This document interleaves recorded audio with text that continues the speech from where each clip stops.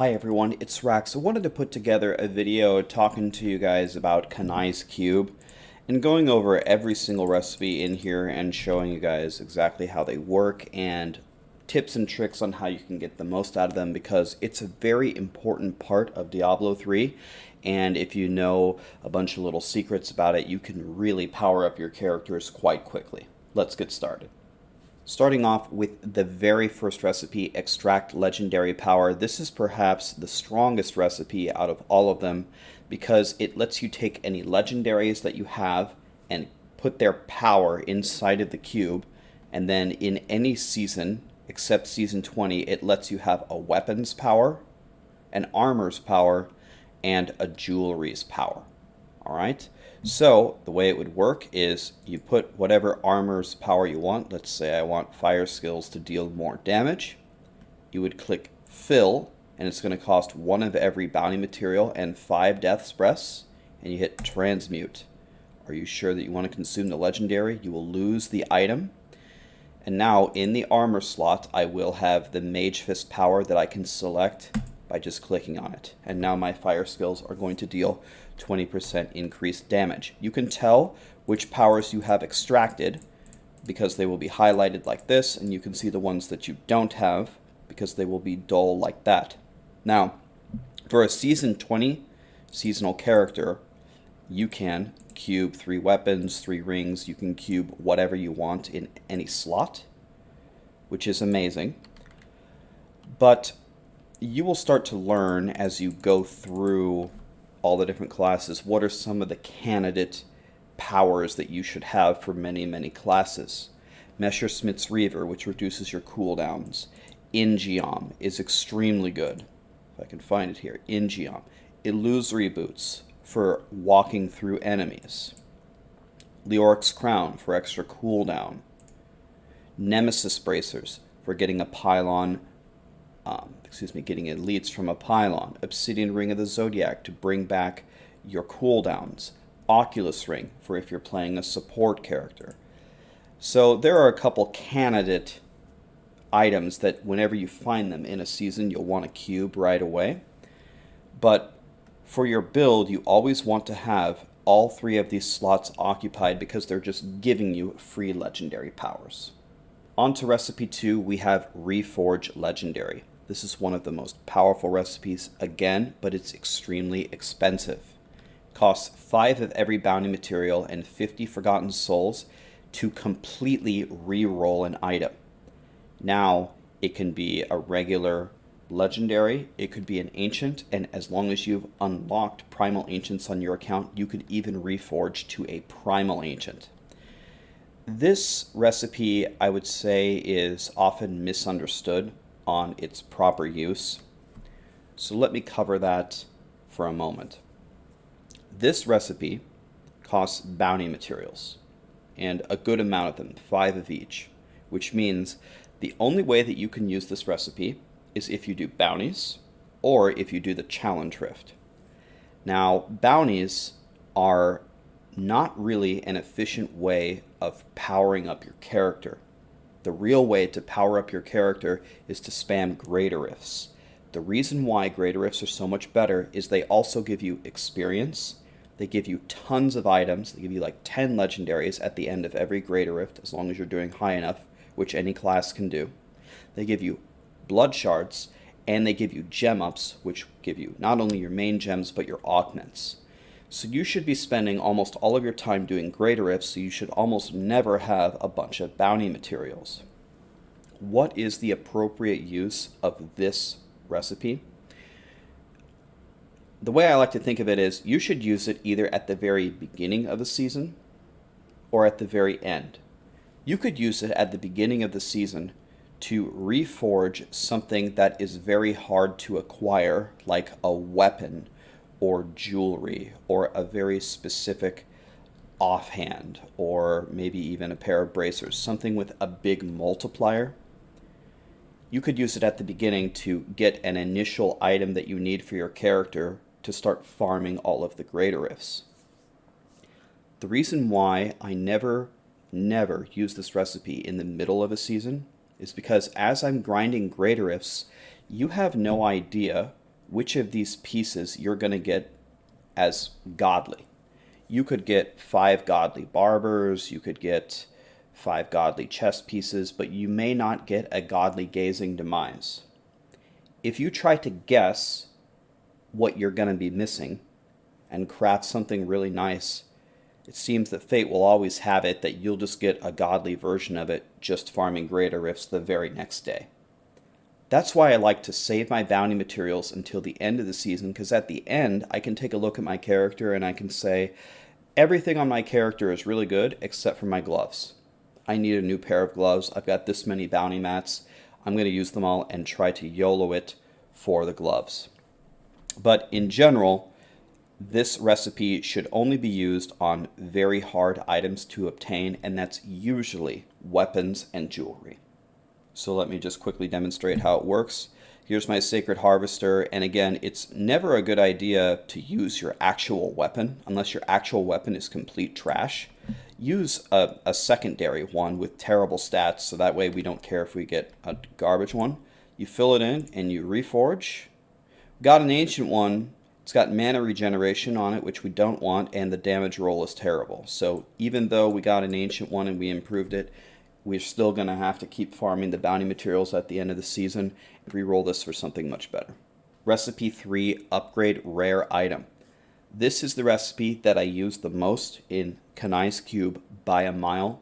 It is so powerful, and you can use it to fill up your entire character in the blink of an eye.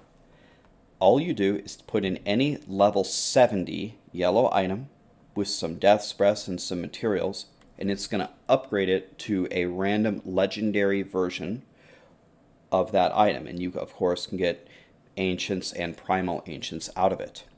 So one question that I get asked all the time is, Rax, how in the world do you get the Swampland Wader pants for any class?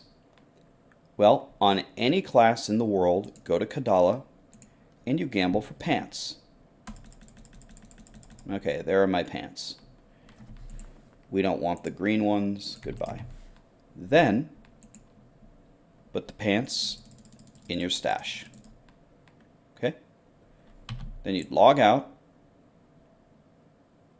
And then you'd switch hero to a Witch Doctor. Of course, I was already on a Witch Doctor, but you get the idea. Your Witch Doctor doesn't have to be 70. It can be level 1. Do not need to level up the Witch Doctor. And then I get people on YouTube saying, I had to level up my Witch Doctor to do this. No, you didn't. You can do it at level 1, believe me. Grab the pants that you gambled for. You run over here. You go to recipe 3, and you start upgrading pants. And very soon, you will get the Swampland Waders. So it's upgrading these pants to a legendary version of it, and we're just trying to get the Swampland Waders. There we go, 3 tries, easy. This recipe is incredible for, let's say I don't have a barber, for example. I got everything for my Witch Doctor, but I don't have a barber. Well, you're going to have to get some crafting materials. You're going to have to do some rifts to get some crafting materials. But go here, and we are going to go with, let's see, this is a ceremonial knife. Remember, it has to be the level 70 version. So let's just make 10 of them.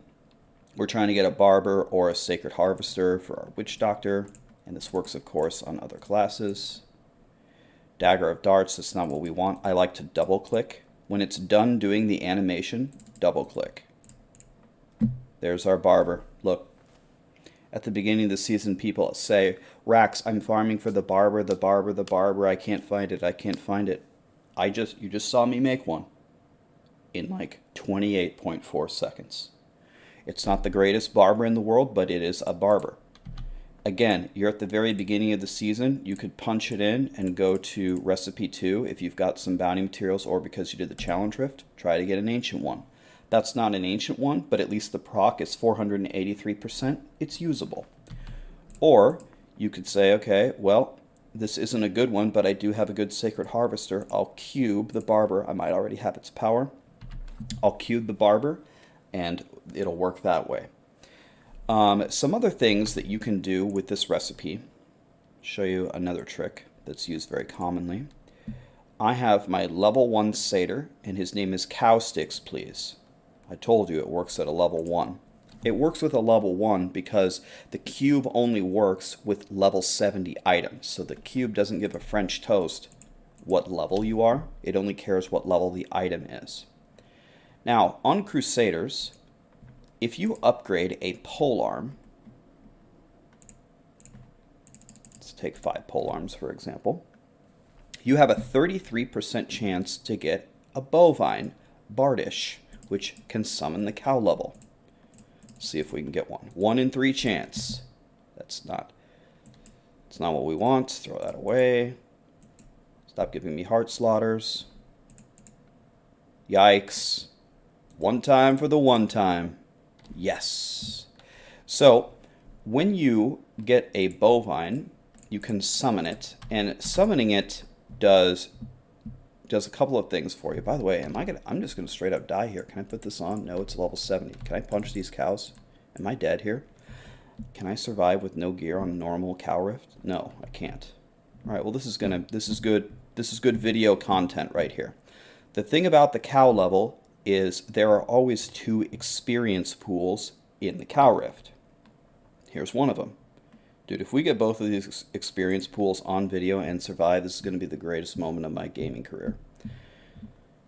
The reason why this is advantageous is if you go above Paragon about 2,500 in a season, these pools are extremely valuable. Up here, okay, well this is the end of my satyr. Yikes, monk ass. All right, we're still alive for the moment. Why did I go this way? And we're dead. That's the end of the season. The reason why those pools are so valuable is when you get above Paragon 2,500, there are a very quick way to get the bonus experience when you're running greater rifts, and that's another trick that you can use. I have a full video on the experience pools and when you should get them and why and how to use cow levels, but that's another little trick that you can do. Let me show you another trick. This recipe is so good, I can't overstate how much I use this. Let's go on a Necromancer, for example. Certain items in the game that are quite valuable, like a Necromancer's scythe, can really, really take advantage of this recipe. So we go over here. Of course, Necro's full of items. Never prepared. I don't even care if this is primal ancient, whatever, just get rid of it. See how good this scythe is. It's terrible. All right. As a Necro, you want to get a Scythe of the Cycle or a Tragul's Corroded Fang as your weapon, okay? Well, they're both one-handed scythes, and there's super, super good news. There are only 4 one-handed scythes in the game. There's only 4 of them.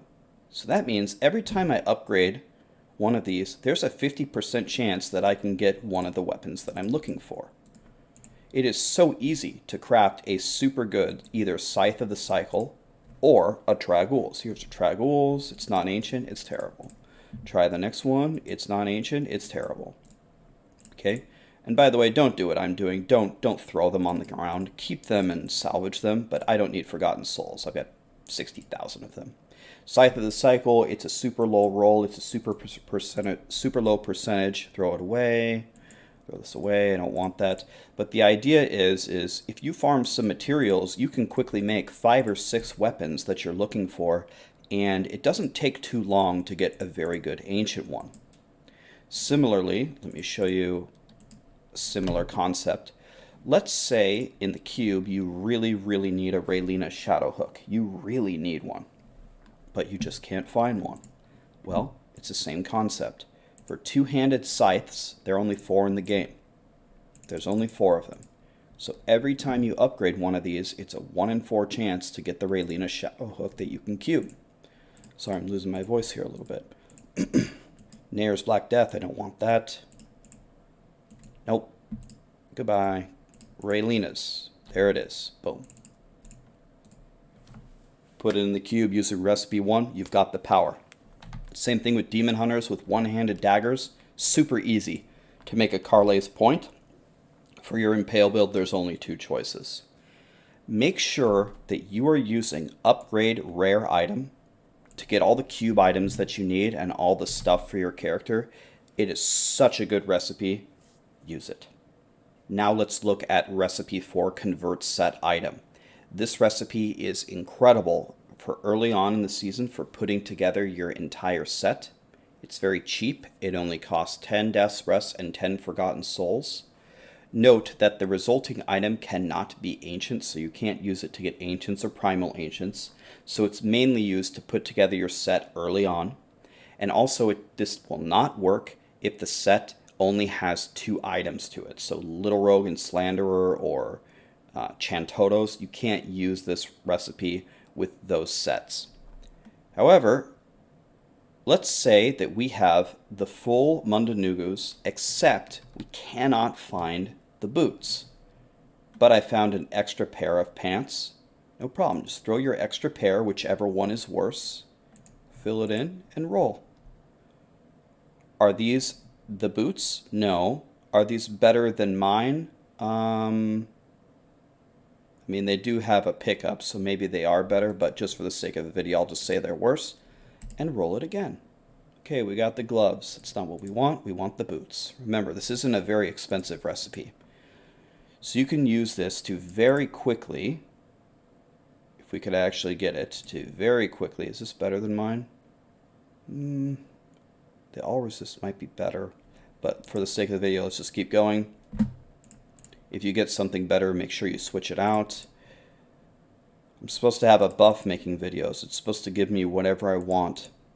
It's not supposed to be this hard. It's just a random chance to get any of the pieces. I'm getting very unlucky here.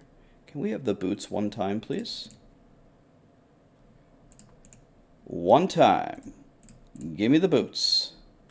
Let me show the people what happens when you get the boots. Hell yeah. Boom.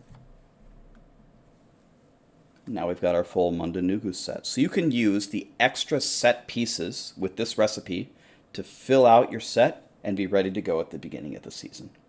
On to recipe 5, remove level requirement. I have never used this recipe in my entire Diablo career, but let me show you how it works. You would put any item in the cube and level up the legendary Gem of Ease gem at least to level 25. And then you'd hit transmute, and whatever item you have is now usable at level 1. You can use it, let's say if you were going to level up another character, you could have an extremely powerful weapon to use the whole way. The reason why I don't use this is because I always can just find a friend to power level me, and they can power level you in like 3 minutes. So there's no point to level up another character. But I guess if you were always playing solo and you wanted to try another class and had no way to get to 70 quickly, this recipe could be useful. Recipe 6, convert gems. This is actually quite helpful, especially for doing the augment recipe that you're going to see later. You can take any gem and convert it to a different gem. Let me show you how you do that. You go to Act 2, go to the hidden camp, and over here you go to Squirt. Squirt is going to sell you essence of whatever gem you would like. So I have 1,000,000 amethysts, and maybe I need some topazes for some augments on my witch doctor, so I'll buy an essence of topaz. Run over to the cube, go to the recipe, and all you will do is put in the gem that you want to get rid of. I want to get rid of these amethysts, and I want to convert them to topaz. Boom. And there we go. Now all of a sudden I have 1,000,000 topazes, and it converts 9 at a time. Okay, recipes 7, 8, and 9 are the exact same recipe, and they all are going to mix and match your crafting materials. So I never, ever, ever have reusable parts. I never have them, and I always have 5,000,000 yellows. These 3 recipes allow you to interchange them to balance them out so you can craft better. Okay, let me show you an amazing trick. So I have 122,000 veiled crystals, and I would be very happy to give up 50,000 of them to get 50,000 reusable parts. The first trick is every act has a vendor that ends in the collector. Here's Argus the Collector. Run to the Collector, and you're looking for them to sell a white item. There it is. And you buy it. Costs nothing, costs 400 gold. Okay, and we run over here. And we're going to look at which recipe we want. This is going to convert my reusable parts. This is absolutely not what I want. I want my reusable parts to go up. I don't want to convert them. This is going to convert my arcane dust. I don't want to give up arcane dust. I want to give up veiled crystals. Convert veiled crystals. Perfect. I've got a million of these. I want to get rid of them, and I want reusable parts. You put in the quality of the item that you would like to obtain. I would like to obtain reusable parts, which are white. So in the cube, I put in a white item. You hit fill, and it's going to take 1 Death's Breath and 100 of your veiled crystals and convert them. I just got 100 reusable parts. Thank you very much. Do it again. You can see this goes up by 100 and this is going down by 100 every time that I do this. And you can see about every 2 or 3 seconds you can get 100 parts right there. I wish maybe hopefully in the future Blizzard will let you do like 1,000 at a time or something. But still, this is by far the fastest way to balance out your materials. So if instead you wanted to, let's just make up an example. Let's say you wanted to get rid of your arcane dust for veiled crystals. Instead, what you could do is you could go over here, and I always like to do belts, gamble for belts, okay? And you would just go to convert arcane dust and put in a yellow item. Simple as that, 100 veiled crystals. Those recipes are incredible for balancing out your materials so you can keep crafting and use the other recipes like upgrade rare that we saw earlier to get everything that you want. On to the final recipe, Kaldasan's Despair, augment an ancient item. You absolutely must understand this recipe and you must use it if you want to be powerful in this game. You'll hear it referred to as either Kaldasan's or augments. What you do is you take any ancient or primal ancient item, so I cannot augment this. It's got to be ancient. That's why you will be looking for ancient items for your character, and you'll throw it in. And then you want a legendary gem. It doesn't matter which one it is, and you want to level it up as high as you can possibly get it. As high as you can get it. So here's a 145 gem of ease. And then it's going to cost 3 of one of these gems. And it's going to take the level of your gem and it's going to destroy it. You're going to multiply it by 5 and it's going to add that much main stat to your weapon. So you can see, for example, I used a topaz here for intelligence. At the bottom there, the 605 intelligence, Kaldasan's Despair. I destroyed a level 121 gem that was used with the topaz, and if you multiply that by 5, that's 500 plus 100 plus 5, it gives you 605 intelligence. The way you can think about it is every single time you level up one of these augment gems, so the difference between having a level 90 gem or a 91 gem is essentially going up 1 paragon level, because it gives you plus 5 main stat, which is exactly what you get when you gain a paragon level. So that might have been confusing. Let me give you an example. We got 13 pieces here. Let's say they're all ancient, and I'm paragon 1000 right now, and I have no augments. Well, I'm just paragon 1000 then. But if I can level 13 gems to 100, and augment all 13 pieces, every single time that you put in a 100 gem, you went up 100 paragon levels. Effectively, it's like the same thing. So instead of being a level 1000 Witch Doctor, I have transformed myself into a 2300 Witch Doctor, just like that. Not only do I hit way harder, but I have way more survivability now because I'm going to have much more all resistance from all the intelligence that I have. you must fully augment your character. And I had, to give you an example, my rat necro that I made in season 20 was 13 of 13 augs on the second day of the season. I was just, as quickly as I could after I leveled up my 3 main gems for my character, I just leveled up any gems that I found to 100 and bam, I augmented them. And when I ran out of topazes, remember, as we discussed earlier, I used convert gems to convert all my other gems to topazes so I could augment my full character. It makes you so much more powerful early on in the season. And what I would recommend that you do is fully augment your farming character. What are you farming with? Are you farming with Multi-Shot Demon Hunter? Are you farming with Mundanugus? Are you farming with Whirlwind Barb? Are you farming with Tempest Rush? Whatever you're using to farm Greater Rifts and farm T16, augment that character first. Then you're going to be very powerful as you farm. It's going to be very easy. And then only when you're ready to push, get another set of 13 augs for your pushing character. Now some of you may say, it takes me forever to level these gems. You can turn the Greater Rift difficulty down to something that you can just obliterate. You could turn it to Greater Rift 60 or whatever is very easy for you to smash, and empower here for the extra gem ups to get your gems up very high. One final trick that you can do that we covered in the complete Greater Rift guide. Let's say you need to make a bunch of gems that you can level up to do the augments with. And let's say I want to use Gem of Ease. Drop your Gem of Ease on the ground and do a Greater Rift. At the end of the Greater Rift, the game is going to think that you don't have a Gem of Ease, and it's going to give you another one. Let's pretend this is a Gem of Ease. When you get out of the Greater Rift, throw it on the ground. You've got 2 Gems of Ease on the ground.